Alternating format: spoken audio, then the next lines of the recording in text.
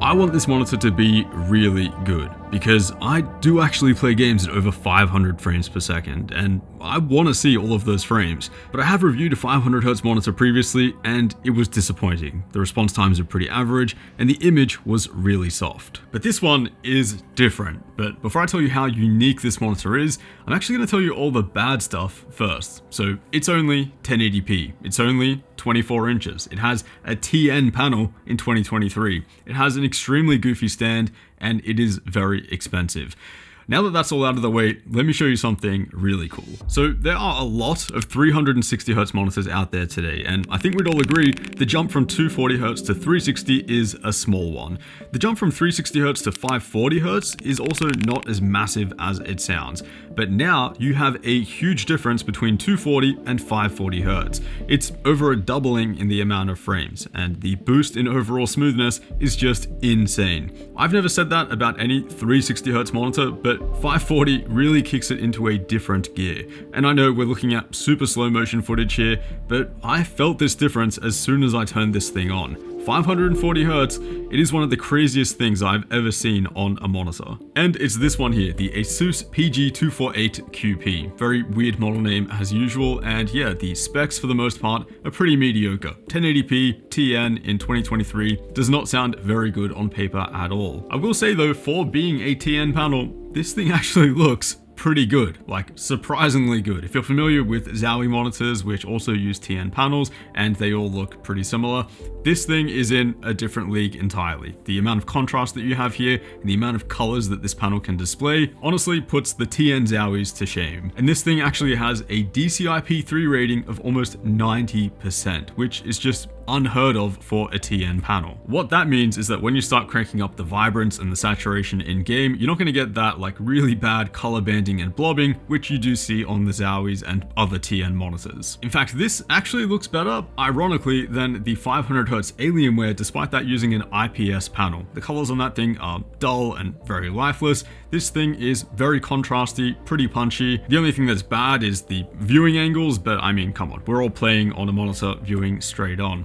The reason for it being TN in the first place though are the response times. At a refresh rate of 500Hz, you're getting 1 frame every 2 milliseconds, and that means that the pixels need to have a response time faster than that number. If they don't, then you get ghosting and smearing. And as for the 500Hz Alienware, well, it just hits that value as an average, meaning that overall, it is actually missing that mark some of the time. This new 540Hz though is an absolute weapon. This has the fastest response times that I've tested from a non-OLED display. 1.1 milliseconds when using the normal overdrive setting, and under 1 millisecond response times when using the esports mode. So yeah, we can meme all we want about a TN monitor launching at the end of 2023, but with results like that, there is clearly a reason. Now, in terms of what this actually looks like when targets are moving around on your screen and you're tracking them with your eyes, I use a moving camera test and some strafing targets from Overwatch 2 to simulate the amount of ghosting that you'll see on different monitors. And yeah, IPS 500Hz versus the new TN 540Hz,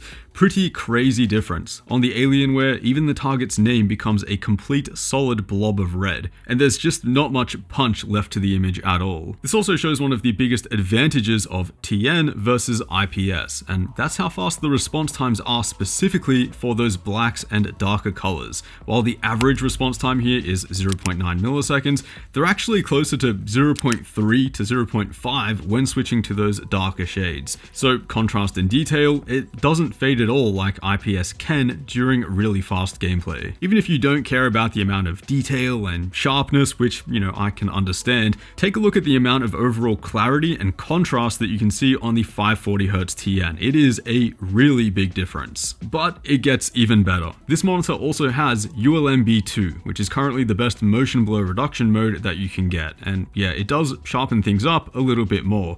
I mean, at this point, even without ULMB2, the image is absurdly clear, so there's not much improvement that can be made. But yeah, pretty insane to see backlight strobing at a monstrous 540 Hz. Compared to the God mode monitor at the moment though, the 1440p 360Hz PG27AQN, they're about even when both have ULMB2 switched on. The new 540Hz is a bit sharper in a few areas, and the moving background as well does look smoother at that higher refresh rate. I will say though, without ULMB2, the 540Hz is the clearer option. So yeah, this 540Hz monitor, I hate to say it because, you know, the mediocre specs and it is very expensive, but it really is something. And I think the best way to explain the experience of 540Hz is that it feels like you're looking through a window and not at a screen, if that makes sense. It's just this unparalleled level of smoothness that is the closest thing to real life that you'll ever see on a monitor. I mean, if the jump from 240 to 360 Hz wasn't obvious, 240 to 540 is actually a night and day difference. You can notice the subtleties in player animations and crosshair movement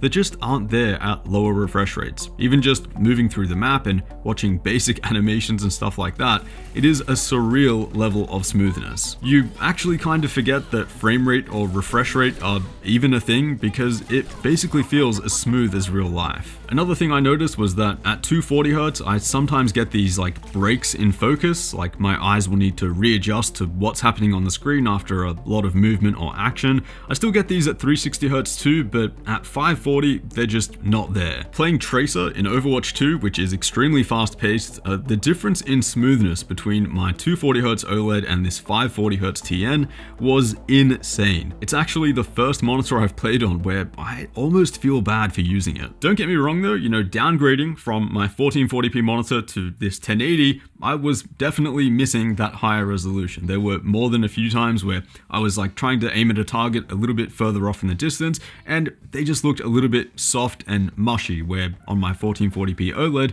that is just never a thought.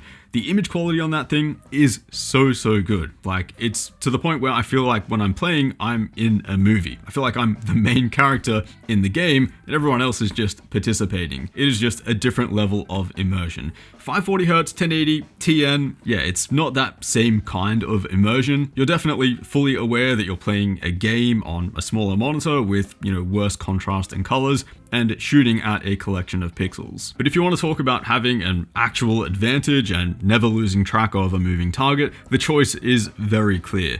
Again, it is just unreal and almost unfair how smooth this monitor is. To actually unlock that 540 Hz experience though, you do need to be running at over 500 frames per second, which only a few games can do. So if you primarily play Apex, Battlefield, Call of Duty, yeah, this is not the monitor for you. You're probably better off with like a 1440, 240 Hz, or maybe even the 360 Hz options instead.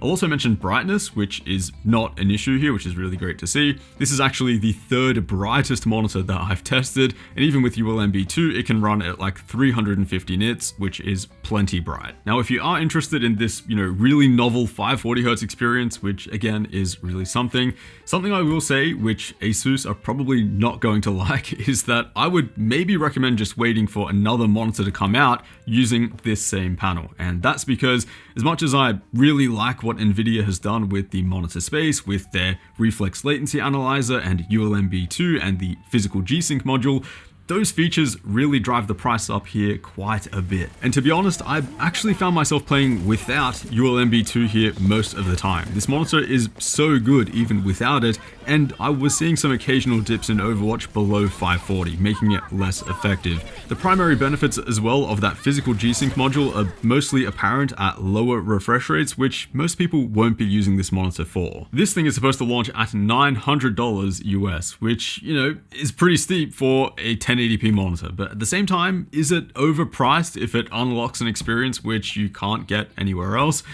Yeah, I personally don't know. Hopefully there are some non-reflex models that come out which are quite a bit cheaper. But again, you go from 144 to 240, that's a pretty noticeable jump in smoothness. 240 to 360, it's a small increase that is a little bit easier on the eyes, and then you can chuck on some backlight strobing like ULMB2 or Diac, and things start to sharpen up quite a bit. But nothing has given me that window-like experience that this 540 Hz monitor has, and you know, if I'm being honest, I don't know how much smoother things can get from this point on.